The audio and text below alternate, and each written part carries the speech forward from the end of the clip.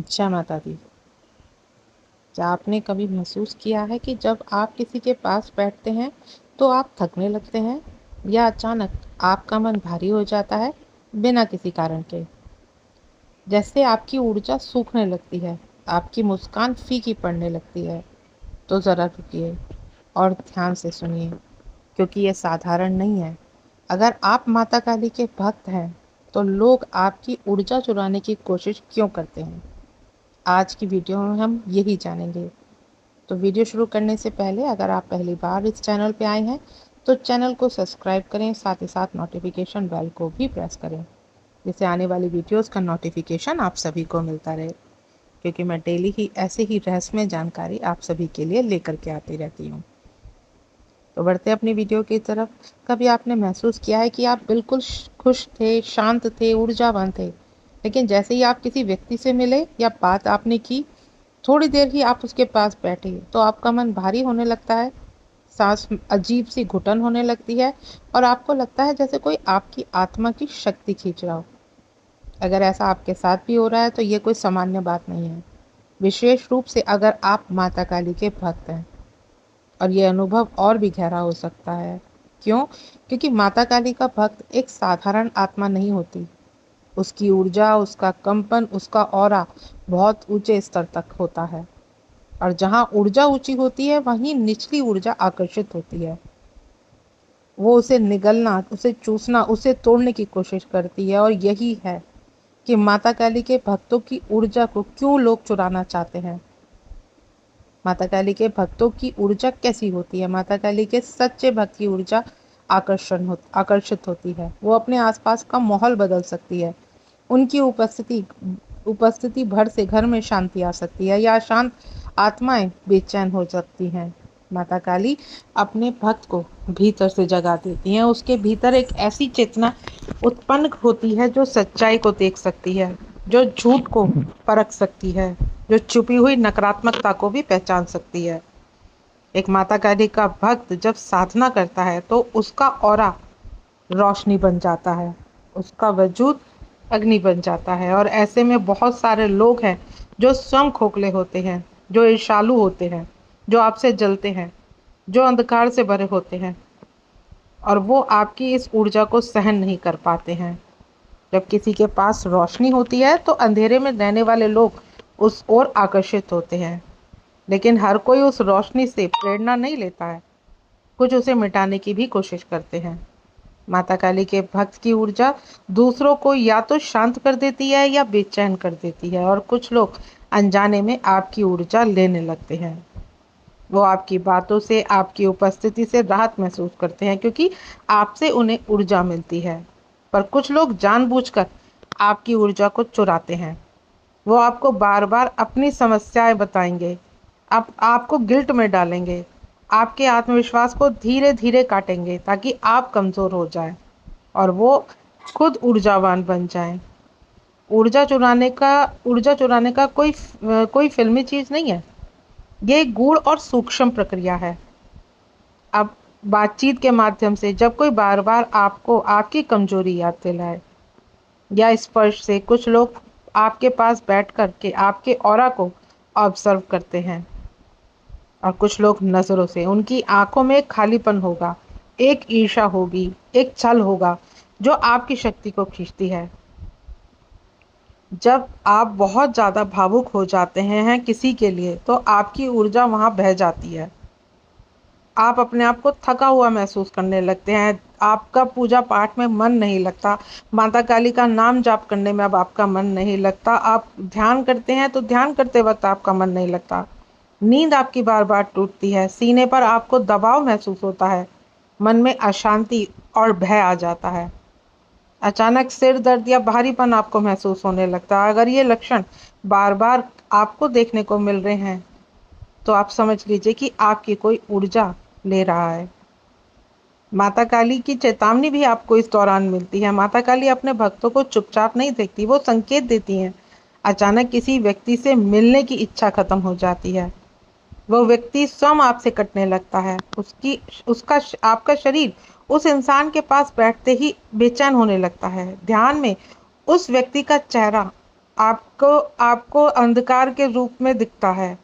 सपनों के माध्यम से उस व्यक्ति का चेहरा जिसने आपकी ऊर्जा को चुराने की कोशिश है, माता काली सपने में उसको ज़रूर दिखाती हैं। और उसको सपना वो इस तरह से आता है कि वो आपकी तरफ बढ़ रहा है और आप थोड़ा-थोड़ा करके पीछे हट रहे हैं, लेकिन वो फिर भी आपकी तरफ बढ़ता जा रहा है। तो ये माता काली आपको सपने के माध्यम से भी दिखाती हैं कि ये व्यक्ति आपके लिए ठीक नहीं है। ये व्यक्ति आपकी जो पूजा वाली ऊर्जा है उसको लेने के लिए आया हुआ है। और माता काली के चरणों में बैठते ही शांति आपके मन में लौट आती है। ये संकेत है कि माता काली आपको उस ऊर्जा चोर से बचा रही हैं। उस ऊर्जा चोर को माता काली आपको दिखा रही हैं। जब आपकी ऊर्जा चुराई जाती है तो आपकी साधना का केंद्र भी डगमगाने लगता है। अब आपका मन पूजा घर में जाने का नहीं करता, अब आपका मन माँ का नाम लेने का नहीं करता, अब आपका मन माँ के भजन सुनने का नहीं करता, और अब आप ध्यान में भी नहीं जा पाते हैं। आपको जाप की शक्ति भी आपकी कम आपको महसूस होती है। आपका मन जगह जगह भटकता है, आप मन से दिमाग से परेशान हो जाते हैं, क्योंकि ऑरा में अब एक भेदन हो चुका है। लेकिन माता काली इस स्थिति को परीक्षा बनाकर आपके सामने लाती हैं, ताकि आप खुद जाग जाएं, कमजोर ना बने, बल्कि समझें कि अब आपको आपको अपने ऑरा को और मजबूत करना है।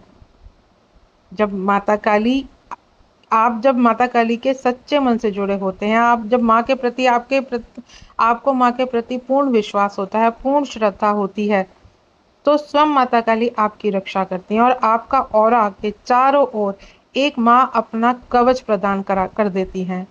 ऐसे लोग जो आपकी ऊर्जा चुराना चाहते हैं, अब आपके सामने आने से डरने लगते हैं। वो आपसे खुद ही संपर्क तोड़ देते हैं। माता काली आपकी ऊर्जा को फिर से भर देती हैं, ध्यान, मौन और विश्वास के द्वारा। आपको कुछ करने की ज़रूरत नहीं पड़ती, बस माता काली पे विश्वास रखने की ज़रूरत होती है। ऑरा को मजबूत करना कोई तांत्रिक प्रक्रिया नहीं है, ये एक आत्मिक प्रक्रिया है, लेकिन शक्तिशाली। रोज 15 मिनट बैठकर मौन में आप ज़रूर बैठें।